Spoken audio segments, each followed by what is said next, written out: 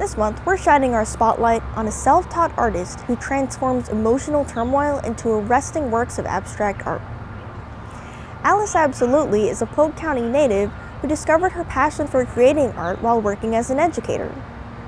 She also exercises her talent by creating stunningly graphic portraits which comment on popular culture and portray themes of memory and identity. Here's a look at the meaningful, emotional artwork of Alice Absolutely.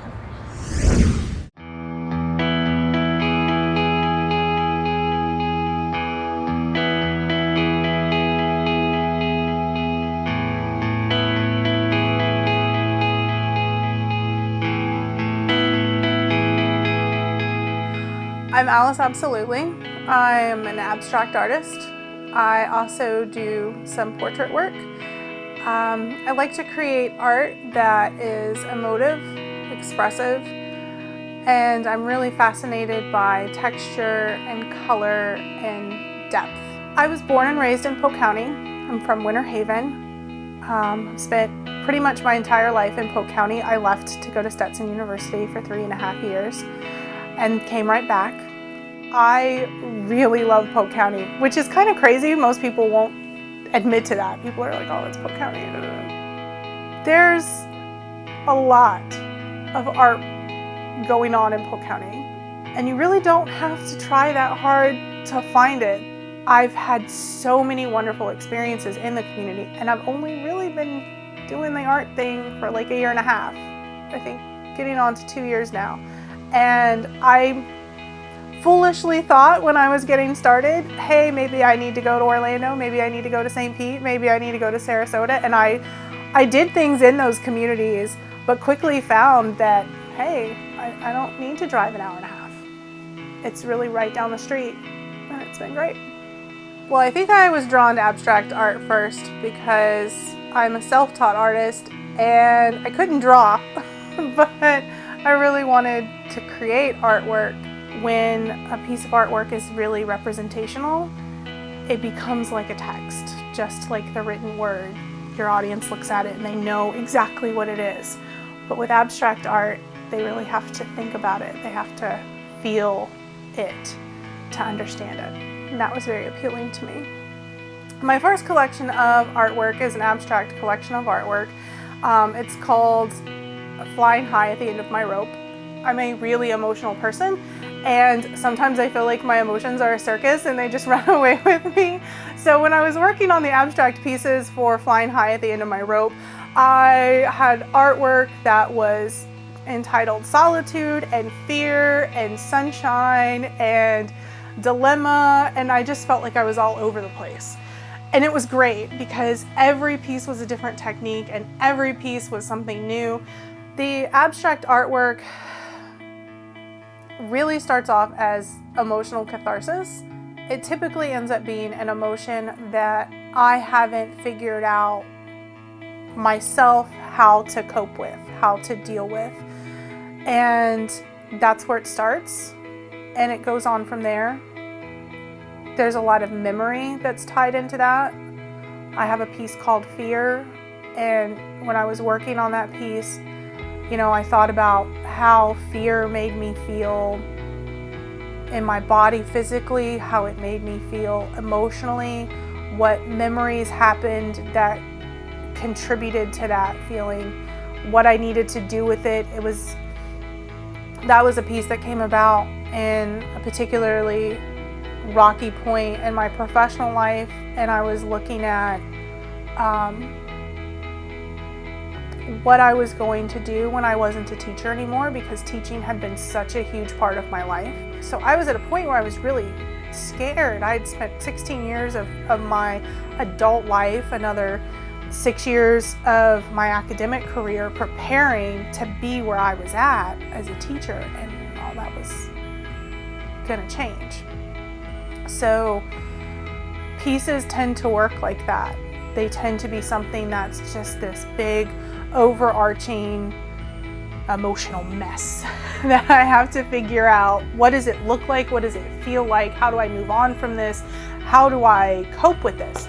So my abstract pieces are emotional therapy. Hence the title for the collection, Flying High at the End of My Rope. It's my emotional mess.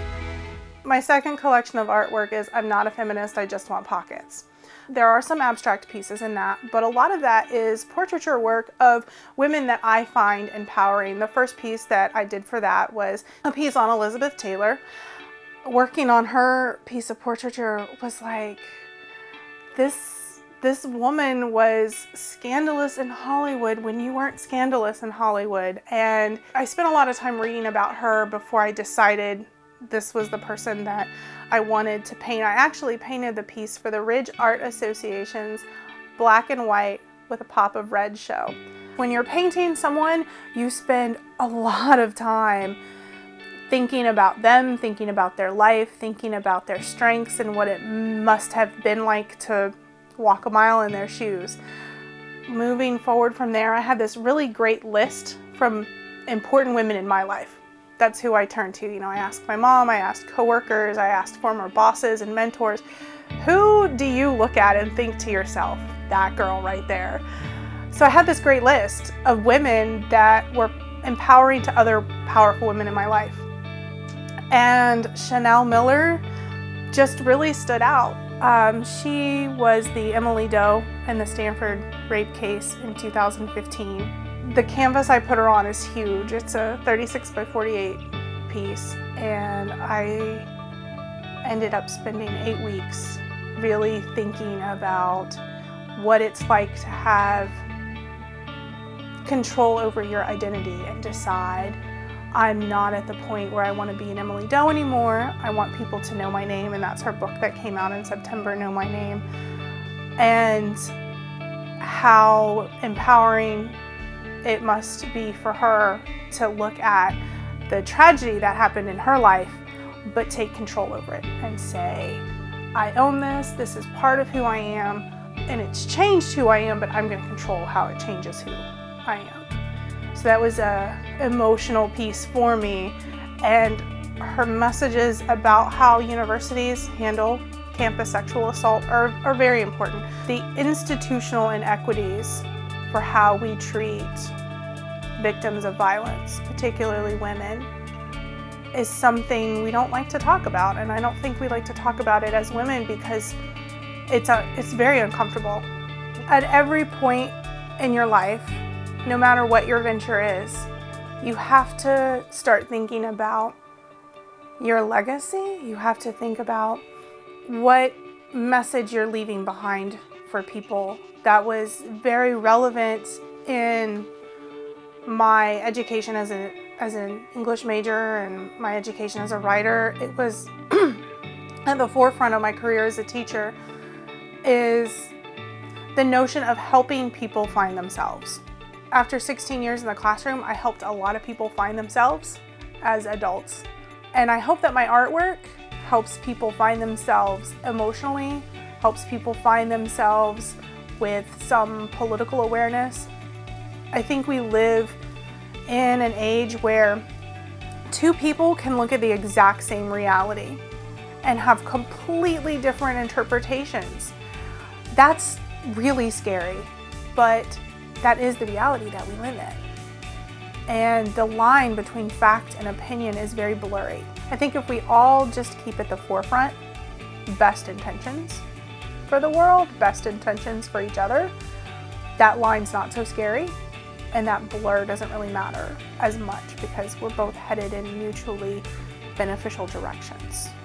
I think that's important, and I think that's hard, and I hope that my artwork makes people think about the reality that's in front of them, the emotions that are in front of them, the reasons why they think or feel what they're thinking and feeling, and helps people check that reality and make sure that